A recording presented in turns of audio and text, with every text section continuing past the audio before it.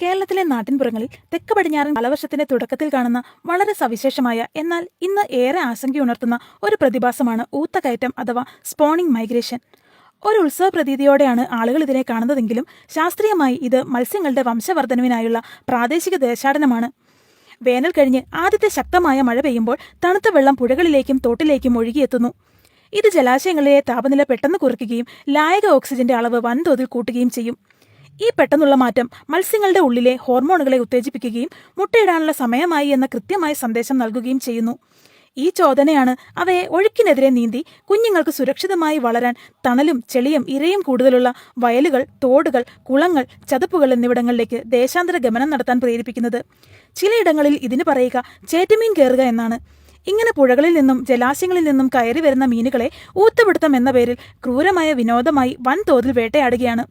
Wire നിറയെ മുട്ടയുമായി വരുന്ന ഈ മീനുകൾക്ക് ഈ ആഘോഷ മീൻപിടുത്തത്തെ അതിജീവിക്കാൻ സാധിക്കില്ല. കേരളത്തിലെ 44 നദികളിലും 127 ഉൾനാടൻ ജലാശയങ്ങളിലുമായി 210-ൽ പരം ഇനം ശുദ്ധജല മത്സ്യങ്ങളാണുള്ളത്. ഇതിൽ ഏകദേശം 30% മത്സ്യങ്ങൾ പശ്ചിമഘട്ടത്തിലും കേരളത്തിലെ നദികളിലും മാത്രം കാണപ്പെടുന്ന ലോകത്ത് മറ്റൊരിടത്തുമില്ലാത്ത തനത് ഇനങ്ങളാണ്. ഒരു മീനിനെ പിടിക്കുമ്പോൾ ലക്ഷക്കണക്കിന് മുട്ടകളാണ് നശിച്ചു പോകുന്നത്. കേരളത്തിന്റെ തനത് മത്സ്യങ്ങളായ വരാൽ, കാരി, കൂരി, പരൽ, മഞ്ഞക്കൂരി, പള്ളത്തി, വാള, ചെങ്കണിയാൻ, നെടുംചൂരി, വയനാടൻ പരൽ, കുരുവി മീൻ എന്നിവയൊക്കെ ഇന്ന് വംശനാശത്തോടെ അടുത്തുകൊണ്ടിരിക്കുന്നു.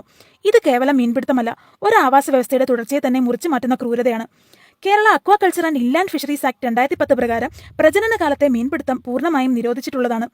ഊത്തകയറ്റ സമയത്ത് തോടുകൾക്ക് കുറുകെ വല കെട്ടുന്നത്, തടസ്സങ്ങൾ ഉണ്ടാക്കുന്നത്, ടോർച്ചും വാളും വെട്ടുകത്തിയുമായി മീനുകളെ വെട്ടിക്കൊല്ലുന്നത്, ഇൻവെർട്ടറുകളും ബാറ്ററികളും ഉപയോഗിച്ച് വെള്ളത്തിലേക്ക് ഉയർന്ന വോൾട്ടേജിൽ വൈദ്യുതി കടത്തിവിടുന്നത്, തോട്ട അല്ലെങ്കിൽ ഡൈനാമൈറ്റ് പ്രയോഗം, ക്ലോറിൻ പോലുള്ള രാസവസ്തുക്കൾ കലർത്തുന്നത്, ചൈനീസ് ചില്ലുവലകൾ എന്ന പേരിൽ വിപണിയിൽ കിട്ടുന്ന കുഞ്ഞു മീനുകളെ പോലും വെറുതെ വിടാത്ത വളരെ ചെറുതായ മെഷ് സൈസുള്ള നൈലോൺ വലകൾ ഇടുന്നത്, തോട്ടിൽ വിഷം കലർത്തുന്നത്, കെണികൾ വെക്കുന്നത്, തോടിനെ വരെ അടയ്ക്കാൻ പറ്റുന്നത്ര വലിപ്പമുള്ള കൂടുകൾ വെക്കുന്നത് എന്നിവയെല്ലാം 15,000 രൂപ വരെ പിഴയും 6 മാസം തടവും ലഭിക്കാവുന്ന കുറ്റങ്ങളാണ്.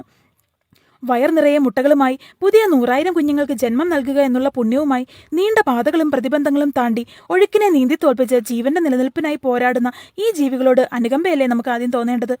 പ്രജനന കാലത്ത് ഈ മീനുകളെ ഉപദ്രവിക്കാതെ അവയുടെ വഴിക്ക് വിട്ട ധാരാളം മീനുകളെ അവർ നമുക്കായി കരുതി വെക്കും.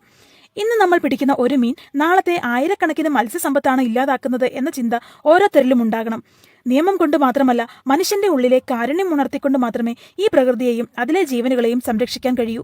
ഈ ബോധ്യം എല്ലാ മനുഷ്യരിലും എത്തിക്കുക എന്നത് മാത്രമാണ് പ്രകൃതിയോട് നമുക്ക് ചെയ്യാൻ കഴിയുന്ന ഏറ്റവും വലിയ നീതി. ശ്രീ അംബികാസുധൻ മങ്ങാട് എഴുതിയ 2 മത്സ്യങ്ങൾ എന്ന വിഖ്യാതമായ പരിസ്ഥിതി കഥ വായിച്ചിട്ടുണ്ടോ? മുട്ടയിട്ട് കുഞ്ഞുങ്ങളെ വിരിയിക്കുക എന്നുള്ള 100 സ്വപ്നങ്ങളുമായി ശൂലാപ്പ് കാവിലേക്ക് പോയ അഴകന്റെയും പൂവാലിയുടെയും കഥ നിങ്ങൾക്കും ഇഷ്ടപ്പെടും, മനസാക്ഷിയെ ഉണർത്തും.